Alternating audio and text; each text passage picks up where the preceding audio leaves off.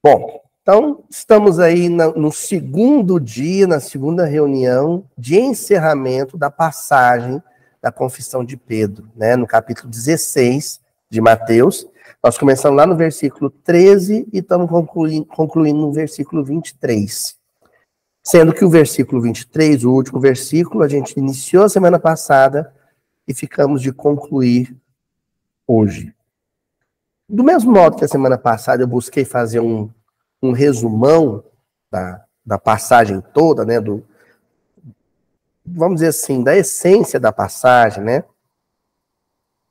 daquilo que há de comum entre os versículos todos, os 10 versículos. Hoje eu vou fazer isso também, só que de uma outra maneira. Grosso modo, essa passagem, pensando inclusive em quem já não vem há um tempo, né, a Muriel está hoje, a Dona Tatiana, né, casal também, o Sebastião e a Sueli estão vindo aqui também, já tem um tempo que não vem. Então, essa passagem, ela basicamente fala sobre como as coisas funcionam. Que coisas? A evolução, o aprimoramento, o apuro das consciências. Como é que se dá isso? Primeiro, você precisa ter um Cristo. Cristo não é um sobrenome, Cristo não é uma pessoa, Cristo é uma condição espiritual. É um espírito que, por méritos e atributos muito específicos, assume a tutela, a condução educacional de uma coletividade humana. No caso, a nossa terrena. Primeiro, você precisa dessa figura. Segundo, você precisa de uma assessoria de anjos. Quem é o anjo? O anjo é aquele que superou a humanidade, a condição humana, e, portanto, as fragilidades e limitações humanas, mas ainda não alcançou a excelência do Cristo. Ele está ali.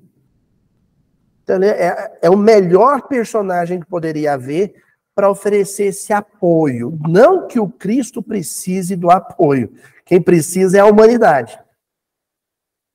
E o terceiro elemento é uma humanidade. O que a gente está chamando de humanidade?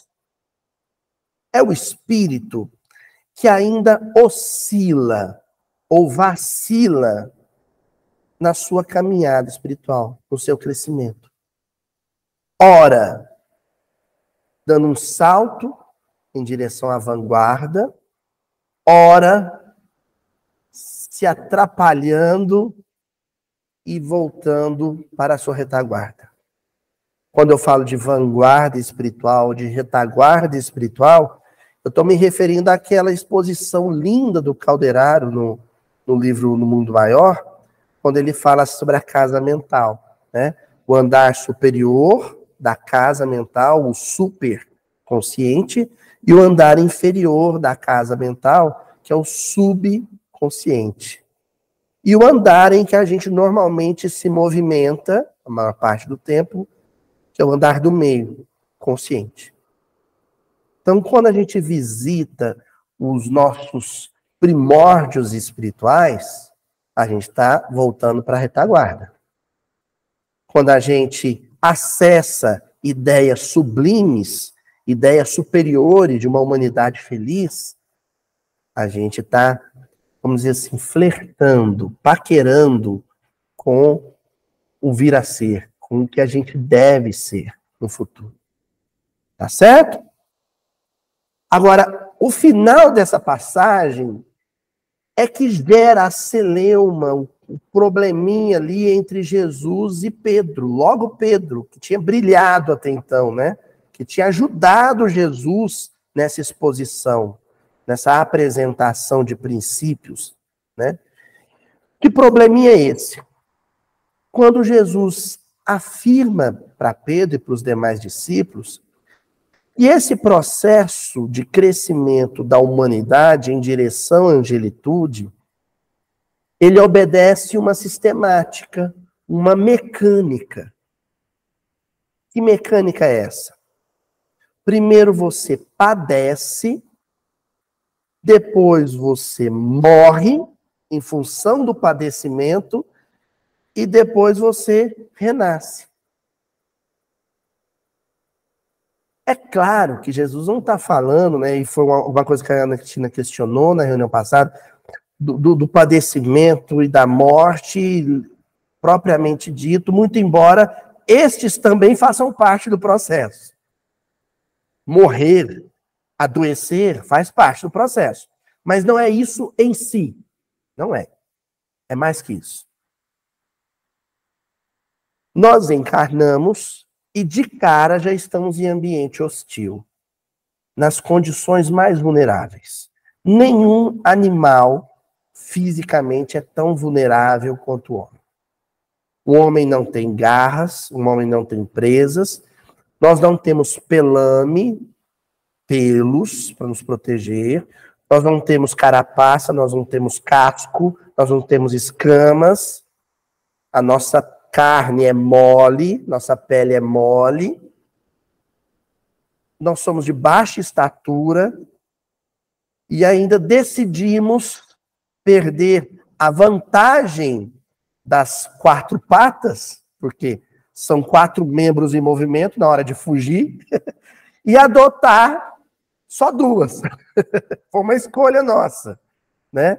Em síntese, o homem é fisicamente muito vulnerável. De todos os filhotes da natureza, o mais vulnerável, o mais frágil, o mais propenso ao risco é o filhote humano, é o bebezinho. Então, essas circunstâncias materiais já são por si só hostis. Só que tem um outro fator, e esse é o que gera o drama humano. Nesses corpos frágeis, vulneráveis, reencarnam espíritos igualmente ou espiritualmente, consciencialmente frágeis e vulneráveis. Moralmente frágeis e vulneráveis. Quer dizer, Tatiana, que se você reencarna nesse corpo, além de estar propenso aos riscos naturais, de de um meteoro que caia na península de Yucatán e dizime a sua espécie, né? Você também vai conviver com gente ruim, com gente que Jesus não gostava de chamar de má. Quando ele fala com Pedro, né? Pedro está lá mal, à beça, porque a profecia se cumpriu, ele negou. Jesus fala assim, Pedro, os homens não são perversos, eles só são fracos. Então, o malvado, o mal com U, é o fraco, é o inseguro. Toda agressividade, toda violência é fruto de fraqueza e insegurança.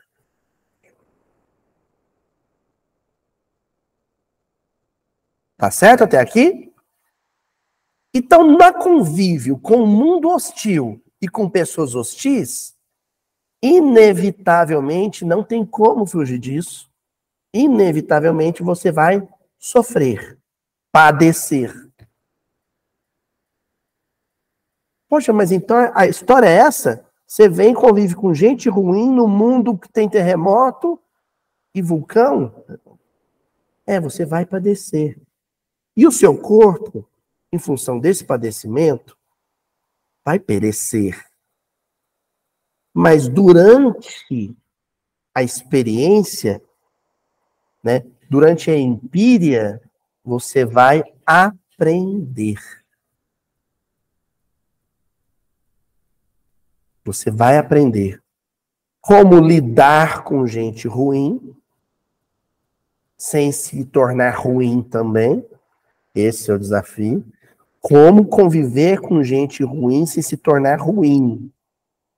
E não é por influência, não. Também é por oposição. Quando alguém é violento e você adere à violência desse alguém, pode ser por 2 motivos. Ou porque você vai agredir quem ele agride, ou porque vai ter vontade de agredi-lo porque ele agride alguém. É tipo a turma do põe fogo no racista, sabe? Ele se torna tão ruim quanto o racista.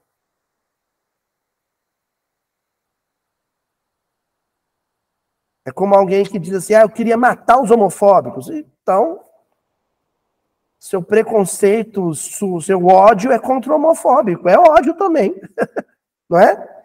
Então, esse é o desafio. É você conviver com o difícil sem se tornar difícil. À medida que esse aprendizado vai ocorrendo, inevitavelmente, o seu lado ruim vai descendo de andar, vai saindo do andar do consciente e vai sendo guardado escondidinho lá no subconsciente. Entendeu? E as coisas boas vão tomando espaço. E à medida que as coisas boas vão tomando espaço, muitas delas já não pertencem, já não é mobiliário daquele andar que você se encontra. Já são pertences que pertencem ao andar superior. Pronto.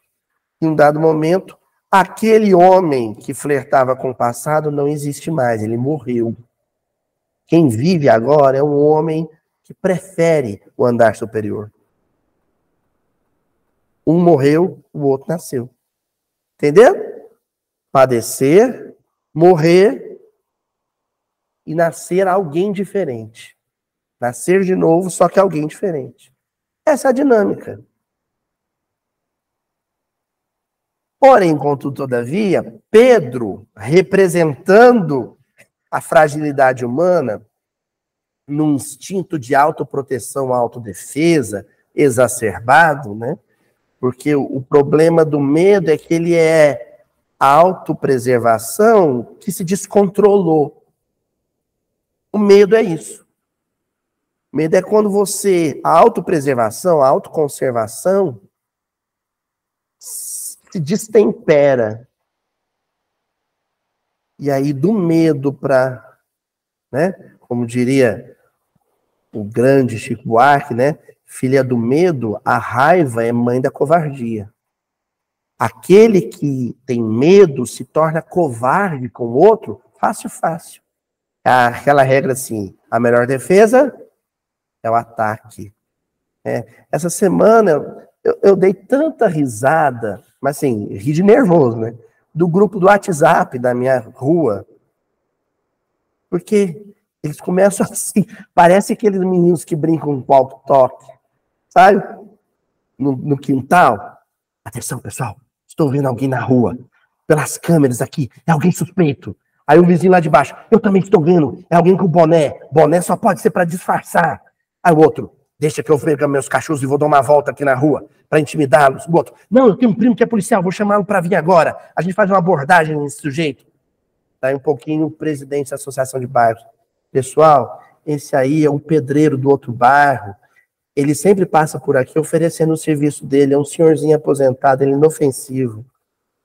Numa dessa, um maluco desse solta os cachorros, ataca o idoso, mata ele, para depois descobrir que era um inocente. Entenderam? O medo te torna violento e essa violência te torna covarde. Você descamba para isso, sabe? Escorrega para isso, fácil. O medo do criminoso te faz criminoso fácil. Fácil. Foi o que aconteceu com Pedro. Ele tinha tanto medo que aquela profecia de Jesus sobre a crucificação se cumprisse, que quando ele viu ela se concretizando, ele sacou uma espada e arrancou a orelha do soldado. Eu até imagino Jesus. Te falei, aí ó.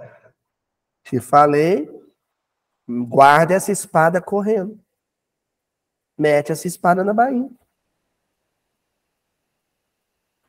Tá certo, gente? Tudo isso por uma razão. Por que Pedro discordou de Jesus quando falou, não pode ser essa a regra.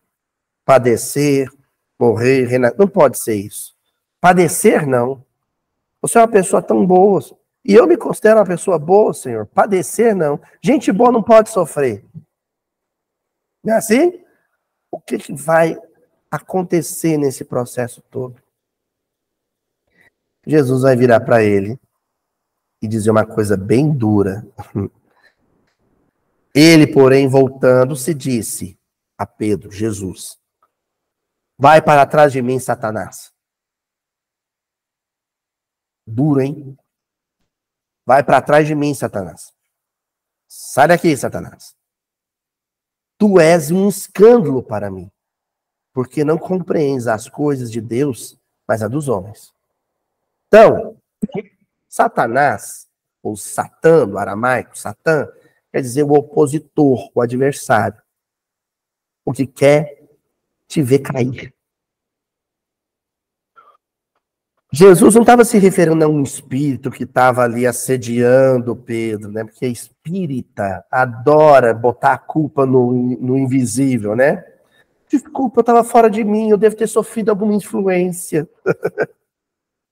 Acho que os obsessores, os desencarnados, vão falar, assume que é você, rapaz, deve ser covarde. Jesus estava se referindo a alguma coisa em Pedro que não combinava com o Pedro de minutos antes. O Pedro que desce para o andar de baixo, o Pedro que flerta com a retaguarda. Esse é o Satanás. E o adversário, que quer te ver cair, o que quer te prejudicar, ele vai montar um esquema para ver sua queda, uma armadilha. É o escândalo. A palavra escândalo, do grego escandalon, quer dizer armadilha. O Satanás armando uma armadilha. Qual que é a armadilha? É dizer, você não merece sofrer. Isso é um perigo. Se alguém chegar para você, Ana Lúcia, e falar assim, te ver sofrendo, você chorando, e ele falar para você assim, que absurdo, você é uma pessoa tão boa, você não merece passar por isso. Olha para ele e fala assim, sai daqui, Satanás! Na hora. Vocês estão achando que é brincadeira? Paulo fez isso com Barnabé. Paulo fez isso com Barnabé. No livro Paulo e Estevão, eles tinham apanhado uma cidade, mas apanhado. Pau, pedrada. Aí Paulo tudo machucado. O Barnabé chega e fala assim, a gente faz as coisas tão boas, ele não merecia isso não, né, Paulo? O Paulo já olha pro Barnabé, cala-te, Barnabé. Sai daqui, Satanás. Para de me tentar. Para de armar armadilhas para mim. Porque eu estou sofrendo. Porque eu mereço. Mereço sofrer, não no sentido de mérito pelo castigo, merece o castigo, mas de mérito mesmo. Eu já mereço esta oportunidade de aprendizado. Eu já me encontro num patamar evolutivo em que o sofrimento é oportuno. Me favorece. Me ajuda a ser diferente, a ser melhor. Eu sofro porque eu mereço. Porque se eu não compreendesse, se eu ainda fosse espiritualmente infantil, imaturo, eu não viveria sofrimento, porque eu não ia tirar e saber extrair nada de positivo dele. Aí a gente fala assim, tem gente tão infantil, tão imaturo, que não sofre, não passa por nada, porque não saberia aproveitar. Existe um momento certo, né, para sofrer, um momento propício para sofrer. A terra que vai ser rasgada pelo arado, ferida pelo arado, é a terra boa. Opa, essa terra é boa. Vou ará-la para poder semear nela. Então, é uma questão de mérito, né? O espírita cristão deve gostar de sofrer? Não, gostar de sofrer é outra história. Só doido gosta de sofrer. Não é isso. Você deve gostar de aprender. Deve gostar de crescer, de amadurecer, se tornar sábio. E se isso advém do sofrimento? Fala, Euridice. Isso, viver é crescer. E crescer é sofrido. Crescer é sofrido. Gente, tem adolescente que vai crescendo, sente dor nos ossos. Não é? O processo de crescimento da estrutura óssea, músculo-esquelética, é doloroso. Não tem adolescente que sente dor? É os ossos que estão crescendo. Entendeu? Agora, assim, para a alma é o mesmo princípio. Aí, a gente viu alguns textos, eu trouxe algumas referências cruzadas, mas ficou outras tantas que eu não pude analisar, que nós vamos fazer agora. Então, a primeira que eu quero compartilhar com vocês é um texto do André Luiz, no livro Paz e Renovação. Olha o título, como tem tudo a ver com padecer, morrer, renascer. Paz e renovação. André Luiz, ele é um médico. Então, ele pensa tudo numa perspectiva terapêutica. Paz, para ele, é sinônimo de saúde. Renovação é sinônimo de mudança. De abrir mão de algumas coisas, expurgar da sua vida algumas coisas e cultivar outras. Para o André Luiz, a cura, a saúde, só vem quando você dispõe a fazer esse trabalho de triagem. O que presta na minha vida e o que não presta. É a perspectiva do André Luiz. Aí ele escreve um texto, no capítulo 8, intitulado Chaves Libertadoras. Olha só que incrível. Chaves libertadoras. É como se esses ranços do meu passado, do meu pretérito, e, gente, olha só o que eu vou dizer para vocês. Quando eu falo pretérito, eu não estou falando da encarnação da Idade Média, em que eu fui um inquisidor terrível, não. Eu estou recorrendo ao reino animal. Quando a gente vê, por exemplo, né, a ação do grupo Hamas, lá na Palestina, aquilo é um impulso bestial do homem, é um homem besta. Você sabe o que é? Besta é fera. Beast, do inglês, né? É a fera, é o bicho. Agora, a gente tem que entender o que eu falei agora é mesmo. A violência, a agressividade nasce do medo. E o medo, muitas vezes, nasce do trauma. Quem pratica uma violência dessa é porque sofreu uma violência dessa. E a gente na perspectiva evangélica, não se posiciona, né? Ah, só a favor dos palestinos, dos israelenses, não, só a favor da vida. Porque existe truculência de todos os lados.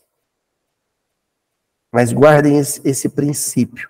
O homem bestializado, animalizado, ele é fruto de algum trauma. E o que você... Qual que é a sua relação com o trauma? É uma relação de prisão. Você está preso ao trauma. Quando é que o terapeuta, o psicólogo te dá alta? Quando ele sente que você conseguiu se libertar, se emancipar do trauma. Entendeu? Quando ele começa a perceber que você perdeu o medo de viver, o medo das pessoas, ou o medo de circunstâncias específicas, é que você se libertou daquele trauma. Daquela mágoa, daquela violência. Daí o título da mensagem do André Luiz ser Chaves Libertadoras. Componentes que me ajudam a emancipar desses traumas. Então vamos lá. Primeiro o André Luiz ele faz uma listinha. Só de coisa maravilhosa.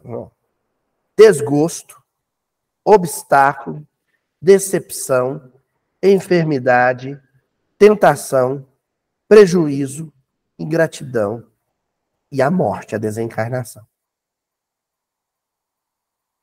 Como é que se produz o soro contra a picada de cobra? O soro antiofídico.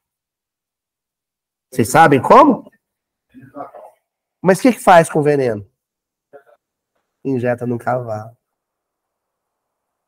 Entendeu? Então, o cavalinho vai ter que sofrer.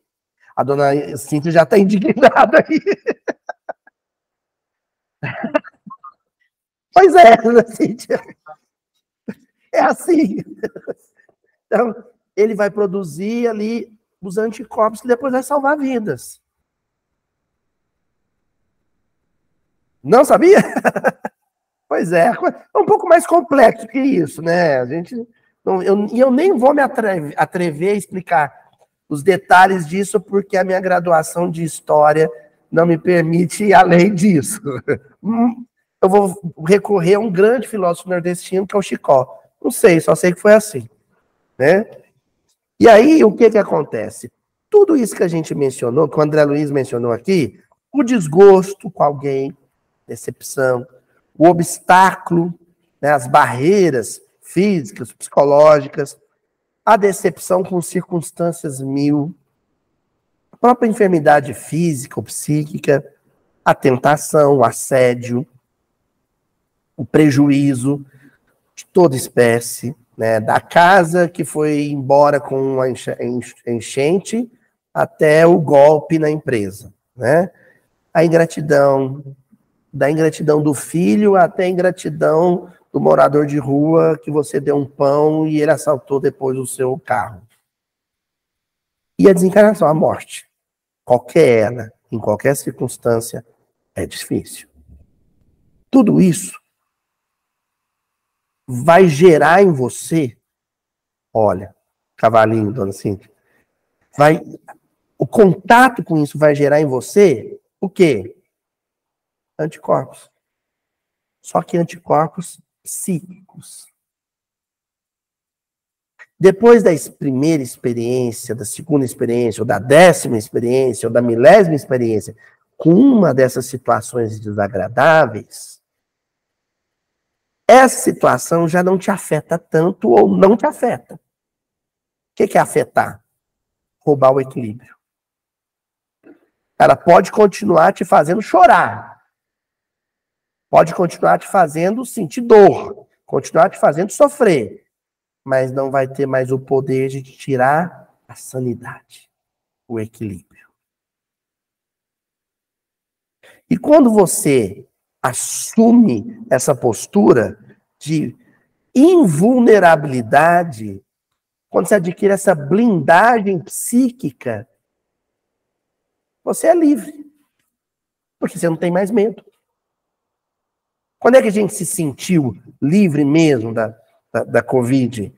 Quando você estava imunizado e falou, opa, agora eu me sinto seguro para sair na rua, para ir no supermercado. Eu me sinto seguro. Aí você se sentiu livre. Não tem liberdade sem segurança. Enquanto eu não me sinto seguro para enfrentar uma determinada situação, eu não estou livre do medo. E é um medo que me aprisiona. O André Luiz, vai comentar isso dizendo assim: compreendamos à face disso que não podemos louvar as dificuldades que nos rodeiam, mas é imperioso reconhecer que sem elas eternizaríamos paixões, enganos, desequilíbrios e desacertos. Olha a sabedoria do André Luiz. Ninguém vai dizer, nossa, sofrer é muito bom. Que beleza, eu perdi um parente. Apesar que às vezes as pessoas dizem isso. Mas ninguém vai dizer, ah, que maravilha, eu acabei de chutar a quina da cama com o dedinho, mindinho. Ninguém vai dizer isso. Sofrer é ruim. Agora, o André está dizendo, você não vai poder, com o tempo, à medida que a maturidade chegar, maturidade psicológica, você não vai poder mais negar que você cresceu com o sofrimento. Não tem como negar isso. Eu não sei se eu comentei com você, esses dias eu vi uma entrevista com o Fábio Porchat, do Marcos Frota. Ele contando a experiência que ele viveu quando perdeu a primeira esposa. 17 anos de casamento. Ele estava no auge da carreira, né, como Tom da Lua. E aí a esposa chegando em casa, automóvel, sofreu um acidente de carro com os 2 filhos atrás e ela veio a óbito. E ele tendo que viver aquela experiência, né, de chegar para contar para os filhos, ó, a mamãe faleceu. E aí ele contando para o Fábio Porchat, olha só, a espiritualidade age, né? Nesse programa do Fábio Porchat, um convidado nunca sabe, até o dia da gravação, quem vai ser o outro convidado. No camarim que ele descobre, o Fábio Porchat, no camarim, disse pro Marcos Frota, olha, o outro convidado é o José Augusto, compositor. Aí o Marcos Frota falou, meu vizinho. Seu vizinho, que mundo pequeno. Mas não é só meu vizinho, vou te contar. Quando a minha esposa faleceu, nós já éramos vizinhos no mesmo prédio. E ela faleceu em frente ao prédio. Então, quem ficou com meus filhos no local do acidente, cuidando dos meus filhos até eu chegar, foi ele. E aí eu parei e não sabia como abordar meus filhos para falar da morte da mãe. Então, foi ele que pôs a mão no meu ombro e falou no meu ouvido, agora você vai ser mãe dos seus filhos. E aí eu tomei coragem e falei com meus filhos. Por que eu estou contando essa história? Porque o Marcos Frota disse que a conclusão que ele chegou depois dessa experiência, dolorosa demais, é que Deus tinha ofertado para ele a oportunidade de viver uma experiência que poucos homens viveram ou viverão. Que é a experiência de ser mãe em sendo homem. Diferente. Amar como pai é uma coisa, amar como mãe é outra. Ele falou assim, Deus me possibilitou as duas experiências. Eu já amava como pai, agora eu ia poder ocupar a lacuna que ela deixou. O hiato que ela deixou. Eu ia ser mãe. Ou seja, eu ia ter que ser confidente da minha filha quando ela brigasse com o namorado, né? Ajudá-la na primeira menstruação. Eu ia ter que dar colo quando um filho tivesse chorado, que coisas que são muito específicas de mãe. Eu estava tendo a oportunidade de ver a experiência. Entenderam? Que a maturidade, ninguém vai negar que perder a esposa de 17 anos é horrível. Mas ele também, Marcos Frota, não podia negar que ele aprendeu um valor, que ele adquiriu um tesouro psíquico, e sem essa experiência ele não teria adquirido. Louco isso, né? Nunca ele viveu a experiência. Aí o André Luiz continua dizendo assim, motivo pelo qual será justo interpretá-las, é uma questão de interpretação, é como eu interpreto o sofrimento.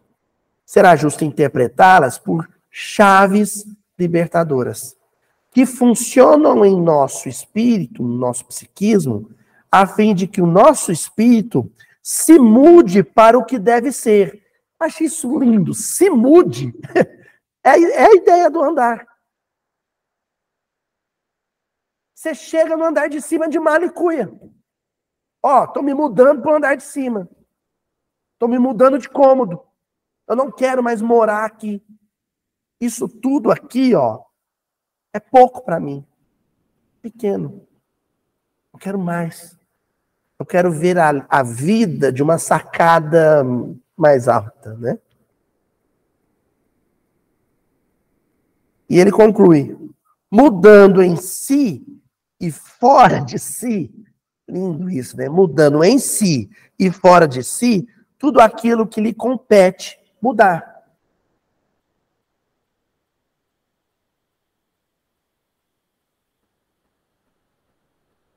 Hoje eu mandei para a Ana Cristina pelo WhatsApp, porque eu mandei em inglês, né, Ana Cristina, né?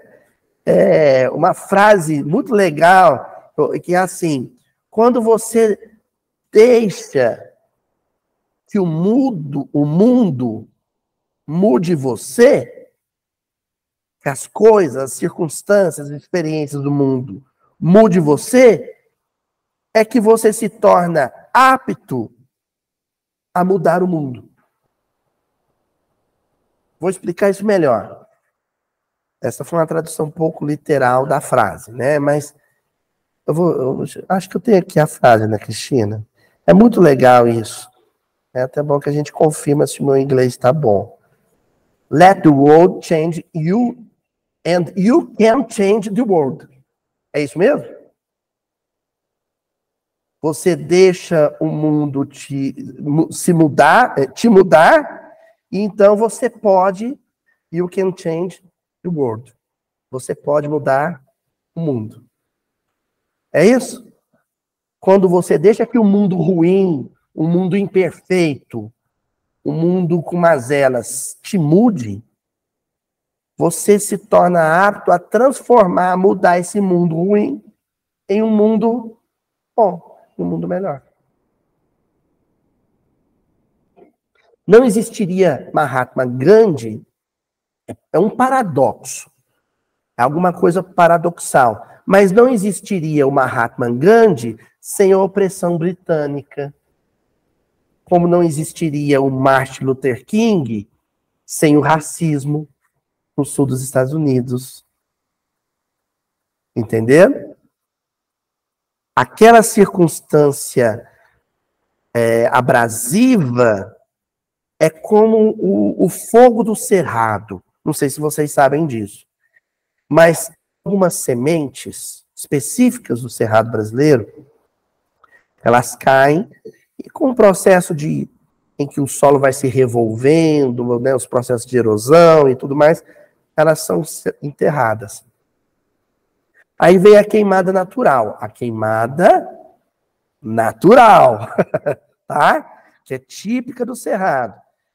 Quando aquele calor da superfície da queimada acontece, aquele caroço, aquela semente que estava no fundo da terra, arrebenta, começa a germinar. Então, um espírito desse, um Martin Luther King, uma Madre Teresa de Calcutá, né, sem a miséria da Índia, sem a miséria de Calcutá, nós não teríamos. A Agnes, sabiam o que ela chama de Agnes? A Agnes não teria se transformado em Teresa, né? Então, aquele calor da circunstância faz com que o germen, a mônada da bondade que estava naquele espírito, eclodisse, né? Explodisse em vida. É isso que Jesus está tentando explicar para Pedro, e o Pedro não está entendendo. É preciso que eu seja crucificado. Se você, Pedro, e os seus companheiros não assistirem à cena grotesca, sanguinária da minha crucificação, todo o potencial de vocês que jaz latente não vai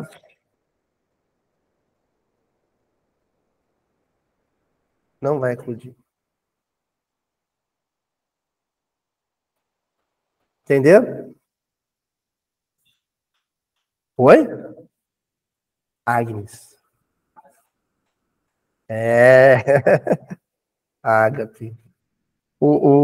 Enfim, se o Superman não tivesse morrido, a Liga da Justiça não teria se reunido. Hã? Não é assim, Ana Cristina? Não é? Então tá. Continuando aqui. Continuando a minha loucura, né?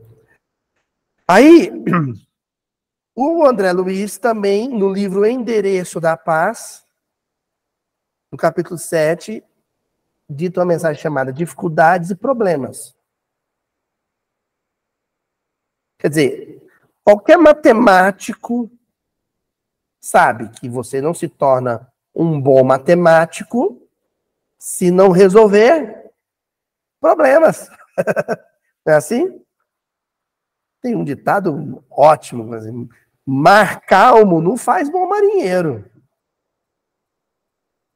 Mar calmo não faz bom marinheiro.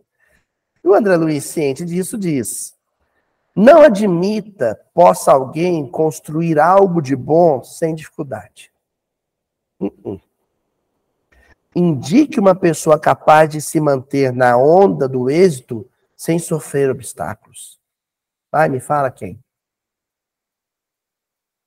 Alguém capaz de se manter na onda do êxito sem sofrer obstáculos. Não tem.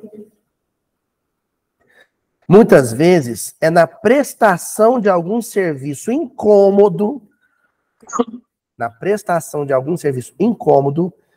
que você vai achar os melhores ingredientes para a solução de seus problemas. Enfim, o grande trunfo de ajudar o outro a resolver os problemas deles é que você está em franco treinamento e se habilitando para, em algum instante, resolver os seus. Como é que eu vou, Aloísio, ser uma mãe que saiba ajudar um filho com câncer? Ah, com certeza, você já traz na sua bagagem as muitas tantas vezes que você ajudou alguma mãe a cuidar do filho dela que estava com câncer. Quando chegou sua hora, tirou de letra. Entendeu? Tirou de letra.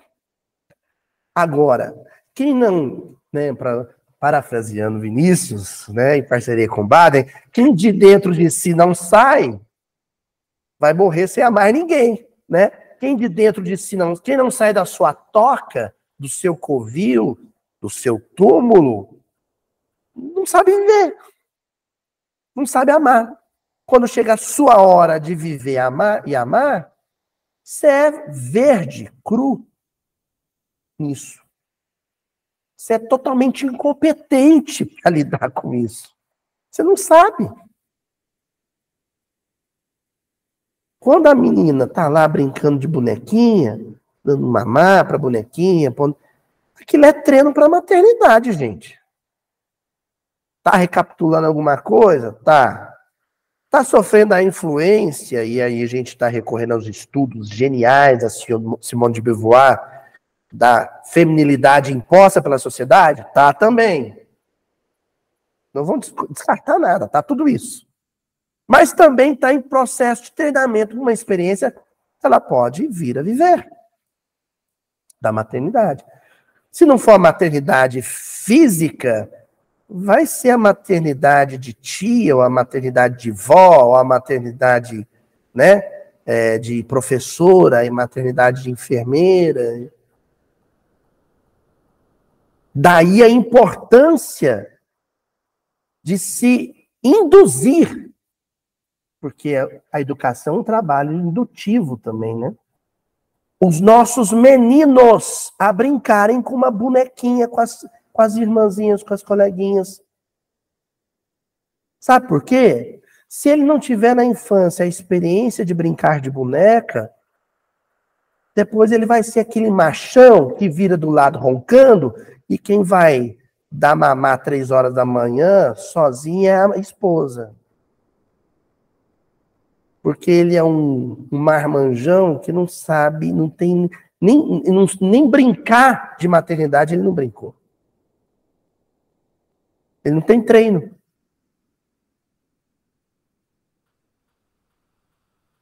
A Ju brinca com o Chicão.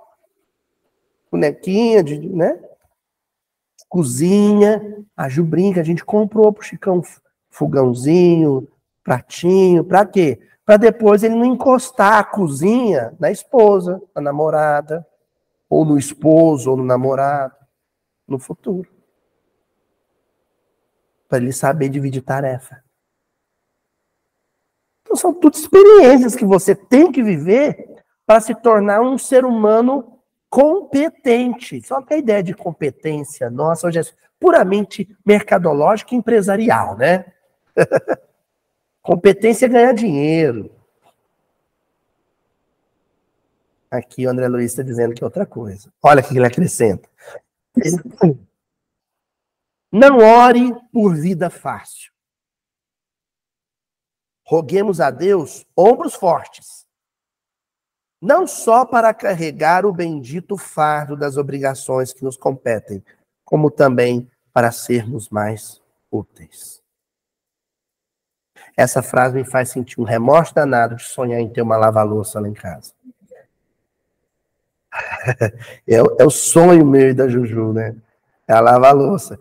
Então, eu vou dizer, Senhor, eu não quero uma lava-louça.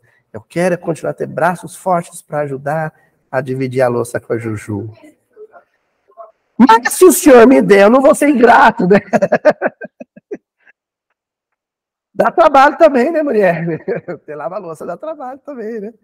Gente, pedir vida fácil. É o que eu falei semana passada, ficou meio estranho, talvez, para muita gente. Quando eu falei assim, a gente não pode pedir facilidade.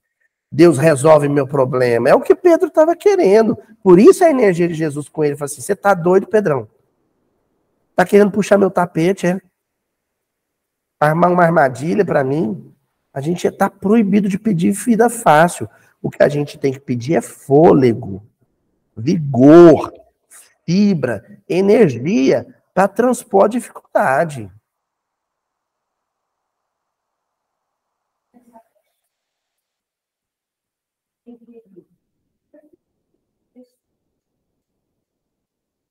A gente tem que ter a mentalidade do surfista, cara. Se o surfista chega na praia, olha para o mar e não tem onda, ele chora. Não é? Ele quer o mar bravo com ressaca, porque aí, quanto maior a onda, maior a possibilidade dele mostrar seu talento, exibir seu talento, né? E ganhar premiação. Que no caso da vida é a consciência em paz, né? Quanto maior a dificuldade, maior a possibilidade que eu tenho de mostrar talento para viver, para lidar com as coisas. Exibir a minha inteligência emocional, a minha capacidade de resiliência. Entendeu? Continuando aqui, no livro Vida em Vida, Emmanuel é gênio, né? Você lê um título desse, passa direto assim. Eita, calma, volta. Vida, com V maiúsculo aqui, em vida. Porque tem gente em vida que está morto. Entendeu? Ó. Vida, ter vida em vida. Aí eu escolhi a D, do capítulo 18. Pedras. Qual que é o personagem aqui em questão? Pedro. Aí, ó, as dificuldades de qualquer natureza são sempre pedras simbólicas. Uma pedra é ruim? Uma pedra é boa? Uma pedra é só uma pedra. Se ela estiver dentro do seu sapato, é ruim. E se ela estiver debaixo do alicerce? Entendeu? Uma pedra em si mesma é só uma pedra. Então, as dificuldades de qualquer natureza são sempre pedras simbólicas, asfixiando-nos as melhores esperanças do dia, do ideal, do trabalho ou do destino que recebemos na glória do tempo. Pode ser aquela pedra do desmoronamento que te soterrou. Há diversos modos de considerar os obstáculos, removendo-os e aproveitando-os. Então, depois que você tirou a pedra dessa posição hostil, ela, nas suas mãos, potencialmente pode ser qualquer coisa. Qualquer outra coisa, seu Murilo. De boa. Positiva. Aí o Emmanuel acrescenta. O desesperado, em se sentindo sob os granidos da sorte, lembrei do aluno meu na faculdade, você vai lembrar desse caso, que ele falou que não pôde chegar no polo lá para fazer a prova virtual, porque tinha chovido granito na cidade dele. A tempestade foi forte, professor. Choveu até granito. E vixe. Foi brava mesmo, né? Enfim, voltando aqui. Ô, falta de caridade, né, gente? Granizo, pedras de gelo. O coração de muita gente. O coração de muita gente é uma pedra de gelo. Confia-se a intemperança mental, a desorientação mental, e atira-os ao viandante inocente ou à porta de companheiros inofensivos. A gente tem até uma brincadeira aqui no interior de Minas, né? O sujeito tá tão doido que tá atacando pedra em avião. Não é assim? O sujeito perde a noção, ele agride os outros com a primeira pedra que ele vê no chão. É o espírito indisciplinado, renitente e impulsivo, que sabe apenas ferir o próximo, ou denegri-lo com atitudes impensadas ou levianas. E não é que até hoje tem uma turma de fariseus ocupando tribunas cristãs, que até hoje só sabe tacar pedra em mulher adúltera. Apenas diversificar, agora também tacam pedras em homossexuais, tacam pedra em não cristãos e tudo mais. O Emmanuel está dizendo que esse sujeito é um espírito indisciplinado, renitente e impulsivo. Que é o jeito emanuelino de dizer, ele é um sem noção. Ele não sabe fazer, sabe, Toizinho, com a pedra, outra coisa que não seja ferir. É muita incompetência, né? É só isso que você sabe fazer com a Bíblia na mão? Humilhar? Condenar? Julgar? Só isso. Você não sabe fazer nada além disso.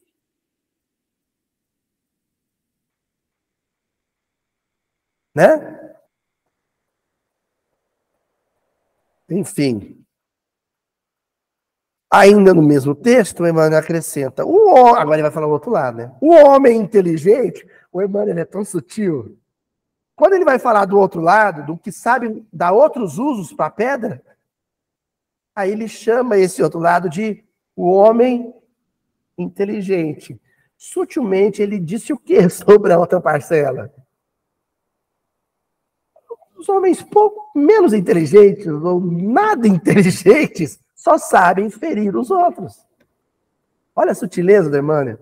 O homem inteligente, todavia, recebe as pedras da experiência e ainda mesmo sangrando as mãos ou o coração, recolhe-as, cuidadoso, valendo-se delas para a confecção de utilidades ou para a construção de edifícios consagrados ao agasalho, ao reconforto e à benemerência.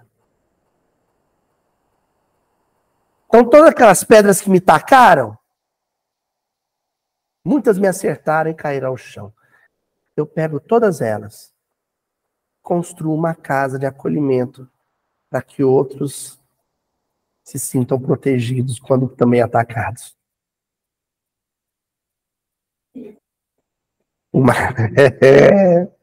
Muito difícil, né, Bernadette? Pensando que rapadura é só doce, é dura também. Ó, ele continua assim, ó.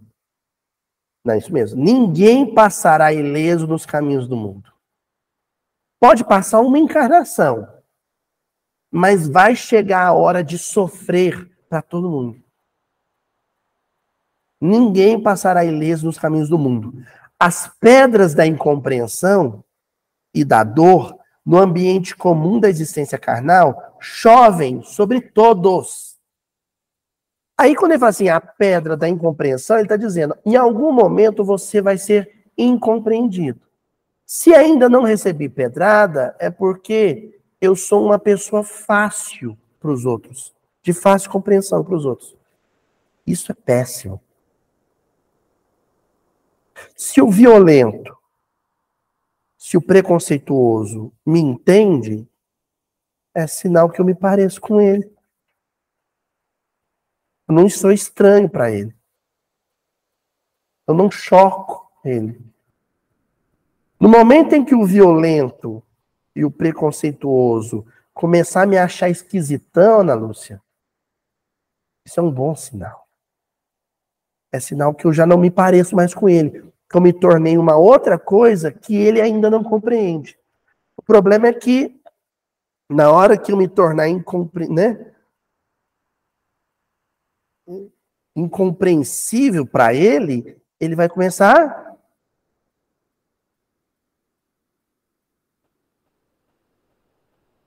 E como diria Gilberto Gil, se eu sou algo incompreensível, o meu Deus é mais.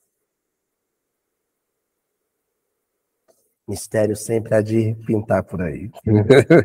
Ó, amor e gosto, né? Do entendimento e da conduta de cada um dependerão a felicidade ou infortúnio na laboriosa romagem terrestre. Do entendimento e da conduta. Do entendimento que eu tenho em relação a quem me taca pedras e, consequentemente, da minha conduta em relação a ele. Não revidar.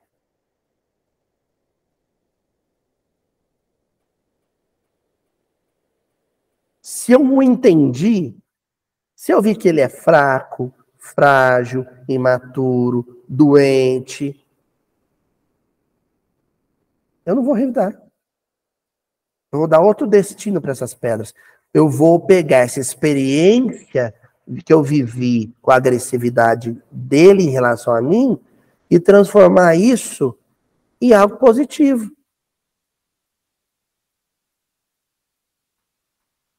Do veneno que aplicaram em mim, eu vou fazer soro para imunizar outros. Ou para salvar outros. Ó. Do livro Coragem. Emmanuel também. Capítulo 4. Tuas dificuldades. Imagina como seria difícil de suportar um educandário em que os alunos tão somente soubessem chorar na hora do ensino. Gente, eu vou falar um negócio para vocês. A gente meio que vive essa experiência, né, Ana Cristina? Você chega na sala e fala assim, gente, hoje é prova. Ah, não, professor, hoje não. O senhor não avisou? Avisei. Mas o senhor não avisou muito, eu não me preparei. Aquela choradeira. Só chora, só reclama quem está despreparado. O sujeito que está preparado não reclama da prova. O mano começa dizendo, é muito desagradável ser professor numa sala de despreparados que quando você fala que chegou o momento do teste, só sabe reclamar.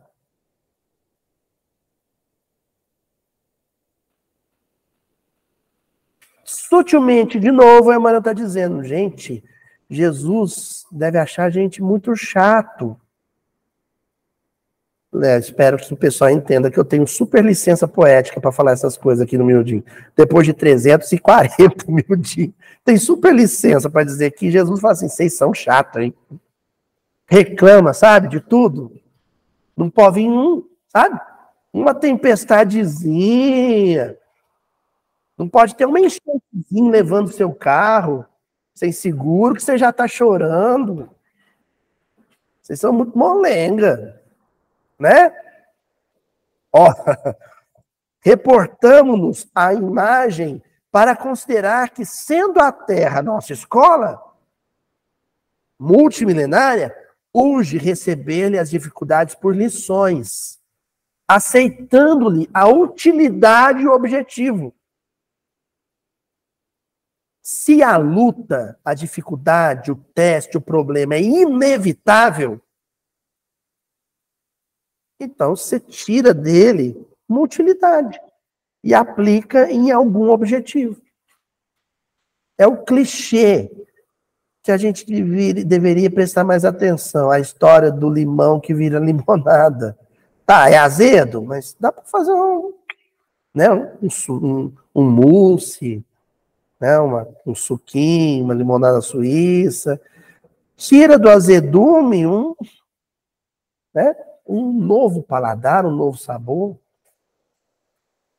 Quase toda dificuldade implica sofrimento, e todo sofrimento, notadamente aqueles que não provocamos, redunda em renovação e auxílio para nós mesmos, lembrando a treva noturna em cujo ápice começa a alvorada nova. Que coisa linda! O momento extremo da escuridão da madrugada é ali às 4 horas da manhã, né? Aí começa a mudar, começa a ter um negócio diferente, um tom de lilás no horizonte, e de repente resplandece a luz. Nós estamos na alvorada, só que nós estamos no comecinho da alvorada. A escuridão ainda prevalece, mas a luz já começa, né? Já existem sinais.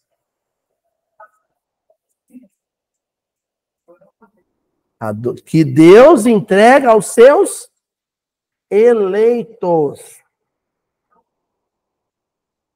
Né? Que Deus entrega aos seus eleitos. É escolhido a dedo. Depois, que interessante, e quando eu começo a ficar emocionado, depois é interessante porque Pedro vai ser o cara que vai dizer, né? Martírios são troféus, lembra da música? É o sujeito que quando falam para ele assim, nós vamos te crucificar igual o seu mestre, ele fala assim, não porque eu não mereço.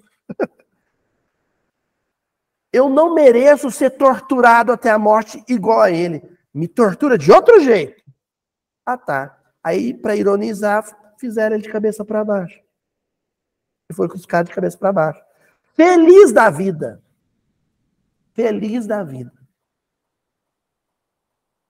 Mas só quando ele amadureceu para entender essas coisas. Só quando ele amadureceu para entender essas coisas. Até aqui, ele é o sujeito que chamou Jesus no canto e falou assim, para de falar besteira. Você acha que Deus vai te deixar ser crucificado? Você é o cara. E precisou de Jesus falar assim, sai para lá, capeta. Né? Para de armar a puca para mim. Vocês viram a minha versão mineiresca? Gente, o evangelho escrito por um mineiro ia ser muito divertido, né? Ó, e aí dessa lição, coragem, capítulo 4 ainda, todas as dificuldades, saibamos arrostar os impedimentos da vida sem receá-los. Cada qual deles é portador de mensagem determinada. Biscoitinho da sorte chinês. Você pega, né, abre o embrulhozinho, pega o biscoitinho, quebra, ali tem uma mensagem determinada. E atrás um númerozinho que é para você jogar na cena. Né? O Chico, meu filho, adora biscoito da sorte. Pai, lê para mim. Aí eu leio a mensagem para ele, ele fica pensando, né? Aí de vez em quando é uma frase muito difícil, eu falo uma frase, sei lá, da Frozen para ele, nossa, pai, é igual o Olaf falou, né? É isso mesmo. Ele adora o biscoitinho da sorte. Uma dificuldade é um biscoito da sorte chinês. Você tem que quebrar a dificuldade, ir lá no meio dela, no miolo da dificuldade, e achar qual é a mensagem.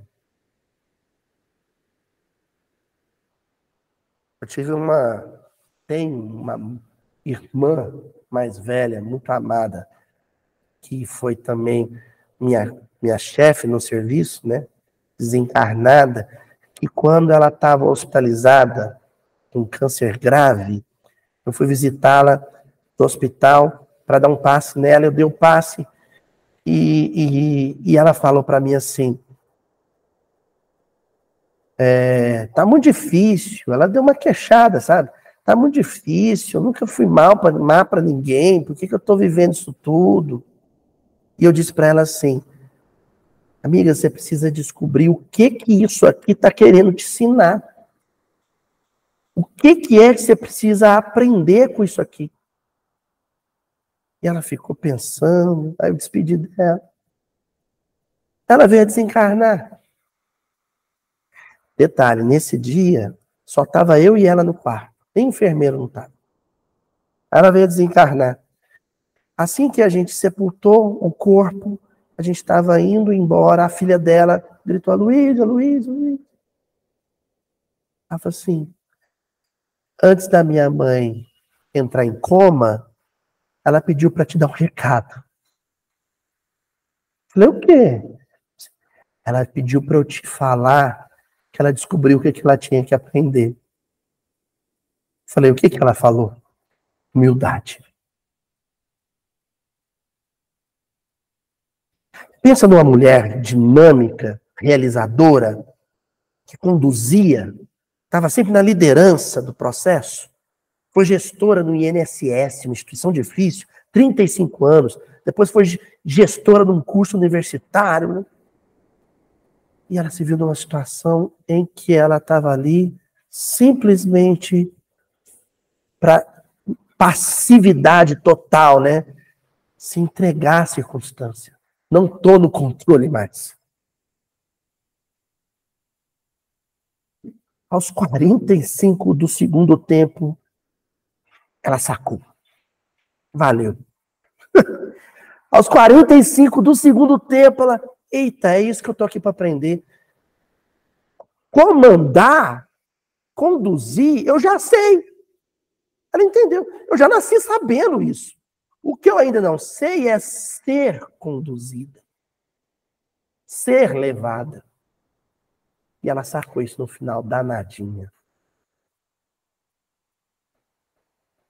Eu estou dizendo. Cada qual deles, dos problemas, é portador de mensagem determinada. É o que estava escrito no biscoitinho da sorte. Duas dificuldades, travessão, duas bênçãos. Nelas e por elas encontrarás o estímulo necessário para que não te precipites nos despenhadeiros do orgulho. A lição. E nem te encarceres nas armadilhas do marasmo, da vida boa, da vida sem problema. Prosseguindo, passo a passo, degrau e degrau, em tua jornada de burilamento e ascensão. Pô, esses homens escrevem bem demais, né? Aí, quem lê há dois... Interessante é que antes de vir esses textos, veio há 2000 anos, né? É como se no conjunto da obra o Chico estivesse dizendo, como médium, olha, vem esse aqui primeiro para vocês saberem quem é que vai escrever. Quem leu há 2000 anos sabe de onde vem essa sabedoria do Emmanuel. Muita dor.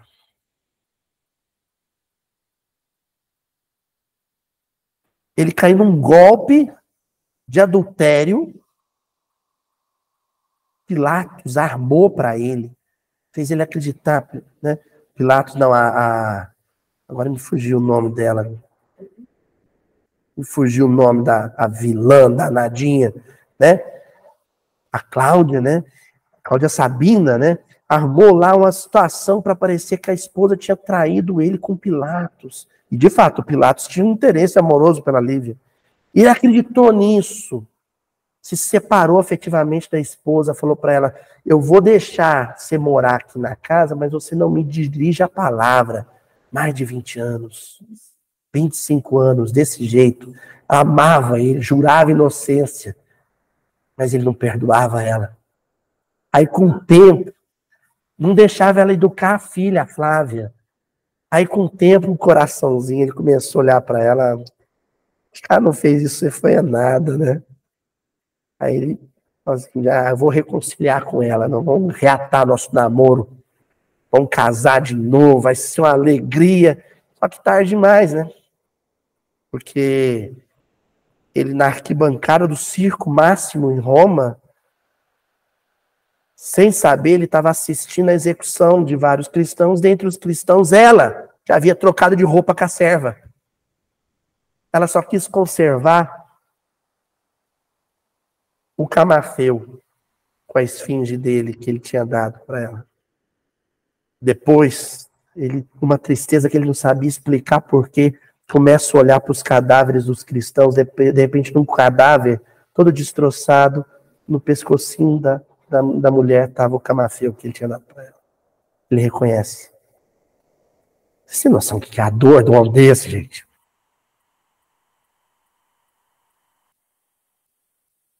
Uma dor tão grande que em 50 anos ele evoluiu, ele amadureceu, ele despertou para coisas que ele ia levar 500 para aprender. Então, quando você pegar um livro do Emmanuel, pegar uma mensagem dessa, pega com reverência. Tem lágrima demais por detrás disso aqui. Entendeu? Tem pranto demais por detrás de uma frase dessa. E aí, para a gente encerrar, vocês não estão vendo, mas a cena é Pedro tentando andar nas águas na direção de Jesus. E essa cena é linda porque a gente vê um homem que vacila com medo das ondas, mas também foi o único que quis sair do barco. Não é? Os outros, não vou sair dele, não. Ele fala para Jesus, se o senhor quer que eu vou aí, é só chamar.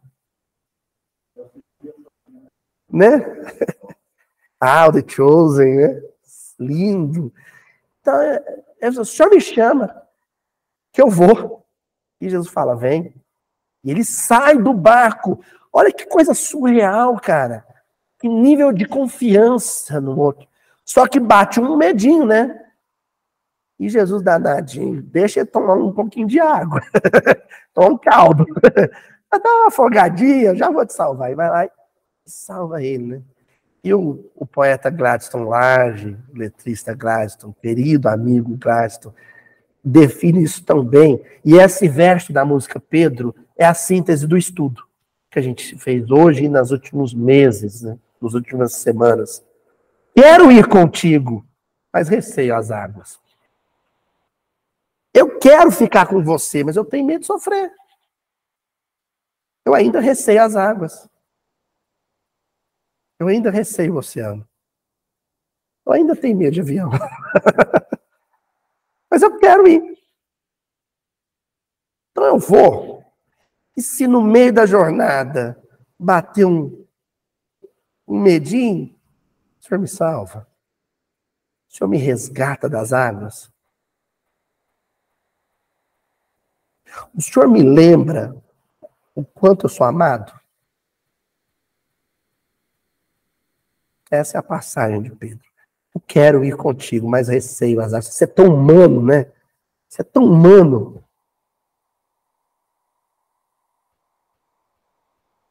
Você é muito humano. E é bonito, e é belo. Que ele já quer que eu encontre o mestre.